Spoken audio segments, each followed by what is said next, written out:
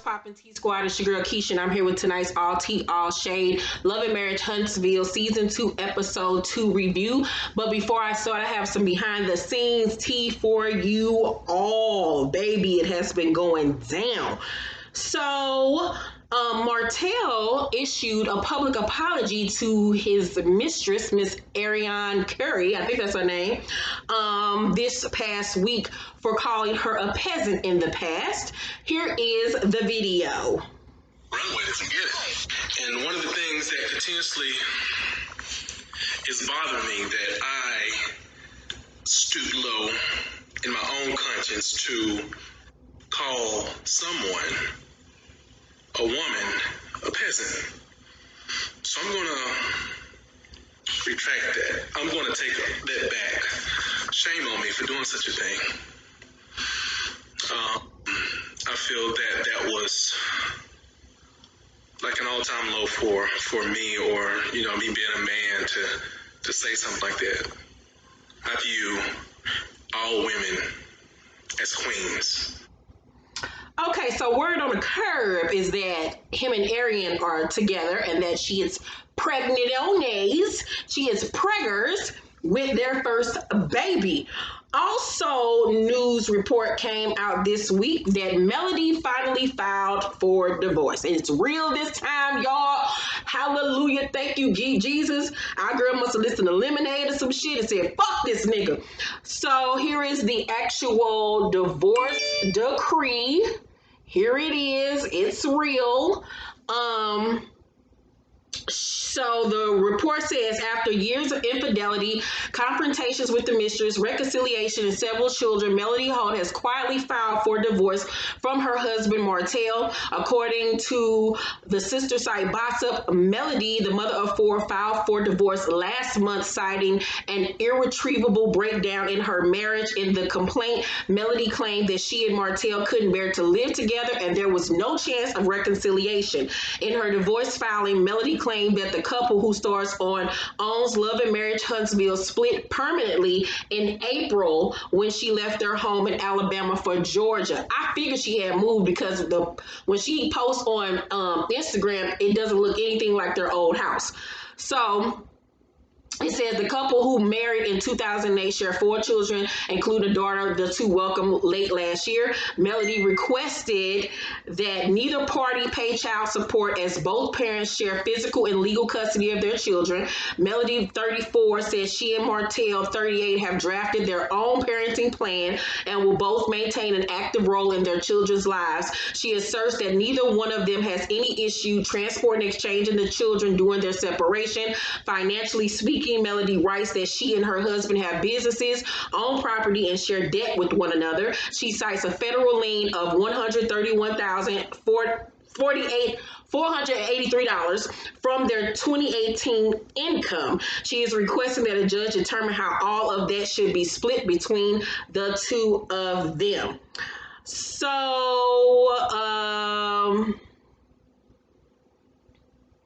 She also says, it goes on to say, this is not the first time talk of divorce has been topic of discussion between these two. Last month, Martell hinted that he wanted a divorce, and another social media post, he suggested that he had not been the only one who was unfaithful through the course of their marriage.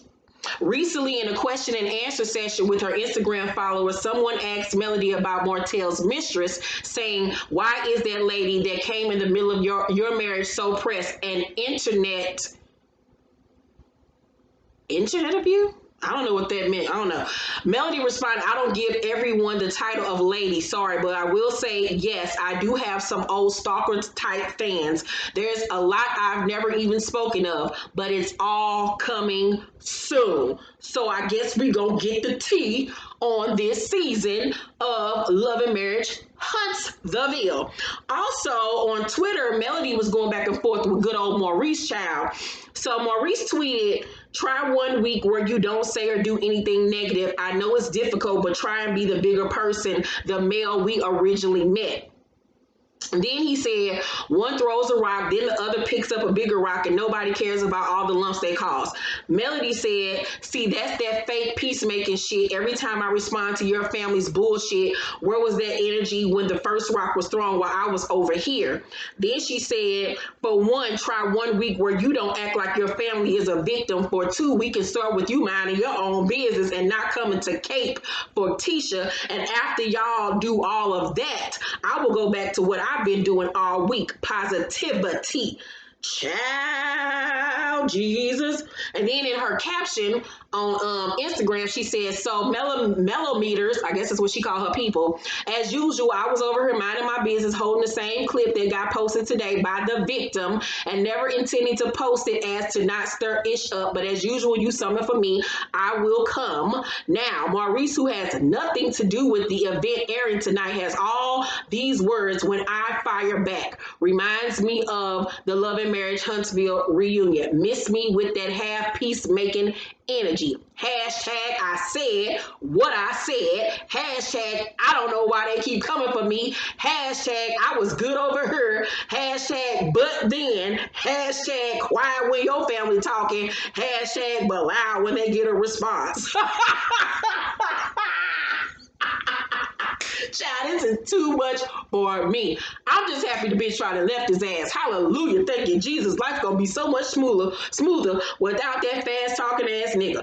All right, so on tonight's episode, Maurice confronts Martell at the baby shower on Marceau, or him saying that Marceau had about 20 women since he been married to Tisha. Martell say that's a lot different than Tisha saying, Martell, you brought this chick a BMW knowing she got a BMW. Maurice like, it's not. It's like the same thing. And Martell in his confessional says, what Tisha said isn't true. I didn't buy anyone a car except for my wife. Now, didn't the mistress say he bought her that car, if I'm not mistaken? So if that's the case, why does he keep on lying on national television saying he ain't buy that girl that car? And it is the same thing. Like, what? So Maurice tells him that everything he's involved in revolves around him and his mess. And I agree. Maurice says his brother is a malicious person. He only responds when attacked and even apologized. Bye, Maurice, with that bullshit. Your brother is just as messy as Martell. He's just slicker about it. Stop it. Martell says he knows that I know certain things. Oh, and he also said that, Marceau even apologized to Martell for his wrongdoings. Martell says he knows that I know certain things. That's the only reason he apologized. And I agree. We all know that Marceau has been out here dipping in and doing it and fucking bitches around Huntsville. Like, because there's no other reason why he would not have cussed Martell out or whooped his ass by now if Martell did not have something on him. Martell in his confessional say there are certain things that I have told Maurice over the years. You know your brother is fake. Don't get yourself in trouble trying to be here for him. And I agree. I feel like at this point, Maurice needs to mind his own goddamn business. You know what I'm saying? Stop trying to cape for your brother and them.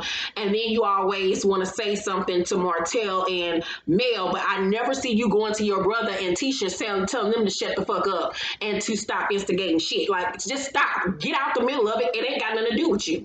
So Martell suggests they finish the combo all together on another date.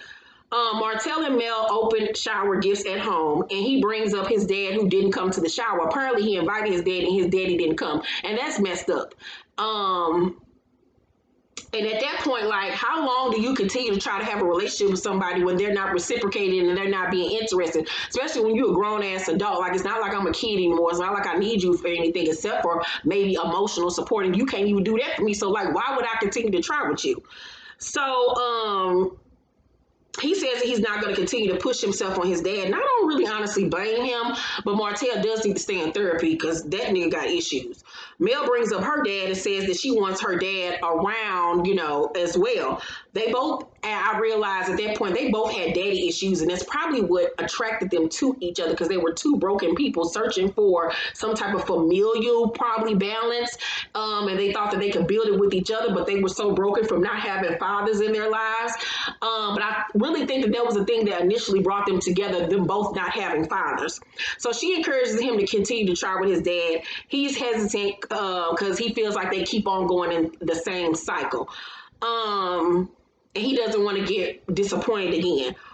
So Martell invites Marcus, Melody's brother, to pick out a push gift for Mel at a jewelry store. So he's looking for tennis bracelets for her, but Marcus suggests he get a ring that represents commitment and, it cannot be broken because, it's a circle or whatever. And Martell assures him they won't have any more problems moving ahead. And he doesn't get a ring, but he does get her a 5-carat tennis bracelet. That ain't too shabby, but whatever. Marcus say, I keep hearing stuff. And Martell say, things haven't died down. I love your sister more than anything, and I'm a changed man. Marcus say, I think I know why you did what you did. It's insecurities that you have when it's really from childhood. You went out to do what you did because it made you feel like you were the man. It was to build your ego. You need that validation. And so the sex was nothing but a validation. Now, I agree with Martell having insecurities, him needing to stroke his own ego, him needing to feel like he was the man. He needs a woman that is going to kiss his ass, bow down to him. He wants a woman that that is inferior to him. Mel is too strong for him in the sense of she got her own money. She, even though she stays with him and puts up with a lot of shit, she still fights back, talks back, and she has a career going for herself. Arian ain't gotten really nothing going for herself for real. I think she's supposed to be a nurse, but she still looks at him like a god. Martell has a god complex. He likes women that are going to kiss his ass, shower him with affection, do what he say, and this, and that. And Mel bites back. And I hope I just said that right. Martell say, I ain't say I had sex with nobody. What you talking about? And Marcus looking at him like, nigga, really? Why is you sitting up here lying? Like, you admitted that you had sex with this young lady on national television. Like I told y'all last season, Martell ain't nothing but a narcissist. He's a sociopath. He gets off on this types of shit. You can see the gleam in his eyes. He like all this mess. He gets off on it. Like, I feel like he maybe as a child wasn't seen. He probably looked like the little boy, they son, probably funny looking, big ears. Nobody paid him attention, scrawny. Daddy wasn't around, probably didn't have much growing up, probably was dusty. And he probably, has grown into himself, and he likes the attention. He feeds off this shit. It feeds his ego, and it makes him feel good about himself when really on the inside, he's probably still that same little broken little boy that he used to be. And so Marcus said, you said the same thing a year and a half ago at my table, so do I believe what you're saying now? Because, we've done this dance before. Martell say, just know that what I put your sister through will never happen again. Martell stops by Kimmi and Maurice's house to talk, and Kimmi say, how y'all been? And Martell say, Mel is the happiest she's been in a long time. And Kimmi says, while she's the happiest, Arian is the unhappiest, and they bleep her name out. And Martell says she was the side chick. Don't even say her name. Now, this is my problem with you, Arian. Because you just as big as a dummy as Mel is. Remember, how you get them is how you lose them, sis. And why would you be with a man that has down-talked you on national television, called you a peasant, called you a side chick, don't mention her name, talk bad about you, talk about you like shit, and you love this nigga and about to have a baby with him? Girl, Martell ain't that goddamn handsome. He better have a dick made of goddamn platinum, bitch, because all y'all hoes is dumb as hell to put up with him and his bullshit. And please believe he probably cheating on you with somebody else as well. It's always a third bitch. While you and Mel going back and forth, it's a whole nother bitch fucking and sucking on them too. Y'all all dumb as hell, but baby, you gonna reap what you sow. Get ready to now be in Mel's position, calling his phone and asking him where he at and why he ain't home and who he with, because you about to be Mel 2.0, bitch.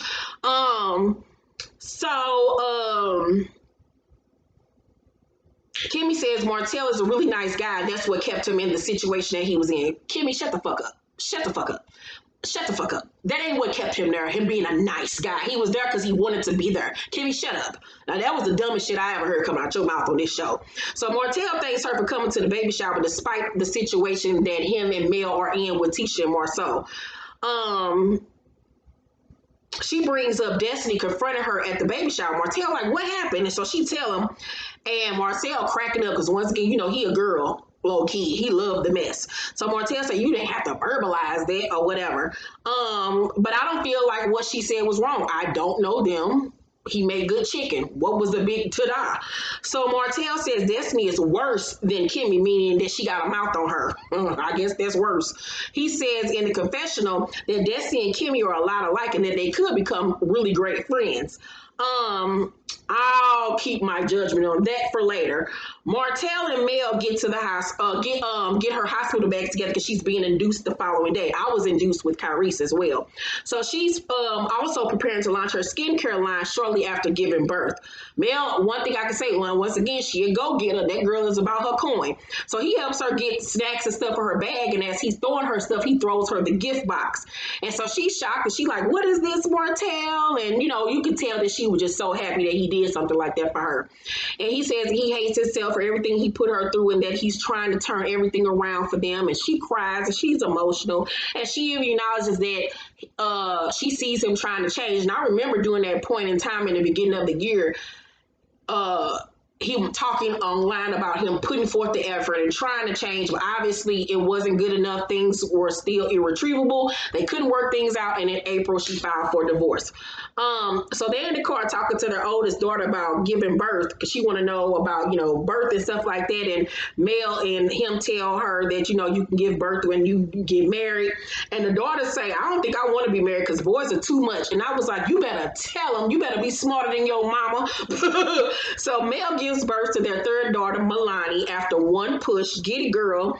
So then they fast forward a few weeks later, and it's the day of Mel's skincare launch called Embrace Beauty. Mel has been working herself to the bone with all the businesses, the beauty line, the new baby, and everything else. And had a car accident the day before. And Martell tells her that she basically needs to scale it back, but she ain't trying to really hurt it. So they get dressed and they come out, and Mel come out in this god-awful Dancing with the Stars dress. I don't know where in the hell she was going.